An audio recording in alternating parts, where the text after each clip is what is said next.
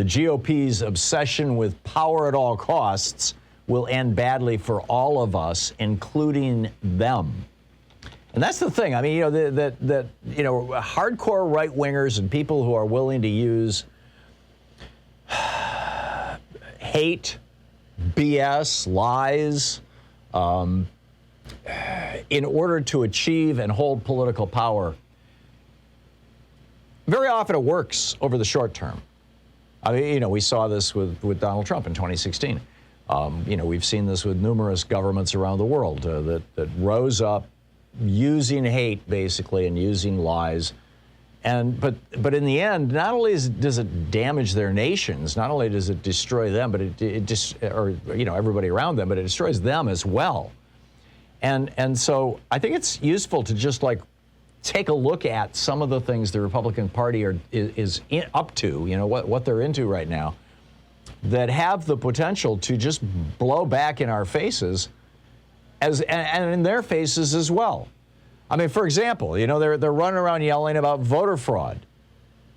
And as a result, now we have 7 states that have passed serious restrictions on voting, and the politicization of the election process, including down in Texas, letting guys in camo come into polling places and harass people who are voting, or poll workers, harass them. I mean, the Republicans think they're being really slick, right? Oh yeah. Well, we can't win by any more with our issues because we don't have any issues outside of basically white supremacy.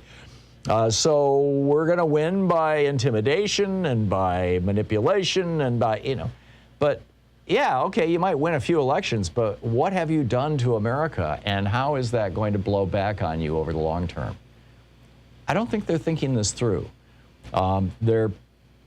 Another step in that piece is they're throwing people off the voting rolls. This is how Brian Kemp, so-called, won the election in Georgia. He threw 500,000 people off the election rolls, and then he won by 50,000 votes when he went up against Stacey Abrams. This is like their new strategy, and the Supreme Court has given it its stamp of approval, and the Republican states are just enthusiastically right now stripping people off voting rolls with virtually no publicity. It's probably the #1 crime that's being committed under our noses right now, along with tax fraud by billionaires. Mark Sumner has a piece over in Daily Kos today, but $7 trillion stolen from America by the uber rich. That's happening without even basically much discussion in the mainstream media anyway. The Republicans are ignoring literally decades of evidence. I mean, the actual science and studies and things like that, not to mention common sense, that say that comprehensive sex education in our schools both reduces unwanted pregnancies and reduces sexually transmitted diseases. But Texas and numerous other states say that if a teacher even mentions birth control, they can lose their job. In some cases, they can even be prosecuted. They forbid it. And they're only teaching abstinence. I mean, it's not just the abortion thing that Texas is up to. This is kind of where I started this piece, is, they think they're just too clever by half by saying that we can use vigilantes to end abortion in Texas. Well, somebody else could come along and say we're going to use vigilantes to end free speech. If we're going to use vigilantism to end rights, where does that lead to? Where does that end up? Well, again, here's they pretend that the brutal history of religious fanatics in New England, what I wrote about on Monday on Labor Day, and the warnings of everybody, literally from Jesus to Jefferson, that it's vital that we separate church and state. Just completely ignoring that, Republicans are embracing hardcore fundamentalist preachers, thinking that, these guys will be with us forever. Yeah, just wait until you're no longer useful, Republicans. They're turning their back on science. They're still fighting teaching evolution. At the same time that they're fighting having masks in schools that are necessary to protect kids from a virus that's evolving. I mean, just let that one sink in for a moment.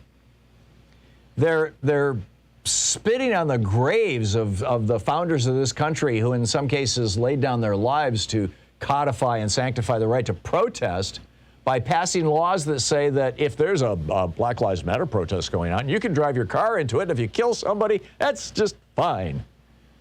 Seriously. They are doing their best to prevent young people from learning that around half of the founders were actually slaveholders, that they think that somehow they can just whitewash, and I use that pun intentionally, American history, just whitewash that right out of our history, rather than confront it and learn from it and make this a better republic.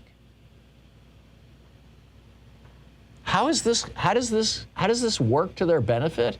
I mean, I get it over the short term. It's like, white supremacy, get the white suburban voters out, all that kind of. I get that over the short term. Over the long term, this is not going to work. And it is harming our nation and our world and frankly, the whole concept of democracy even. They're embracing anti-government militia movements. There's, groups that celebrate people like Tim McVeigh. Actually, Tim McVeigh came out of one of these kind of groups. And Adolf Hitler, they're literally, some of these groups are celebrating Hitler and promoting insurrection. The Republicans are tolerating blatant lawlessness and corruption within their own party, supporting politicians who participated in a conspiracy to hang Mike Pence and murder Speaker Pelosi. And now they've got this thing for September 18th that they're, we got to help these patriots. They're political prisoners, don't you know? Really? You think this is going to help the party and the country? Sucking up to an obese orange makeup-wearing billionaire who made his first fortune by getting his Alzheimer's-addled father to sign a paper handing most of his money over to him? This guy, Trump, has literally, his whole life has been a lifelong business model of ripping off contractors and customers, lying to banks, insurance companies, and the IRS, and taking dirty money from foreign oligarchs. They are taking billions in campaign contributions from the fossil fuel industry and the billionaires that it creates while they're denying climate change. All at the same time that our nation is being repeatedly hit by so-called natural disasters caused by global warming. They promote right-wing media that traffics in hysteria and lies and racial hatred. Instead of having any kind of reasonable policy discussion, they're promoting jingoism and sloganeering and the otherization of anybody who doesn't look like them, pray like them, or love like them.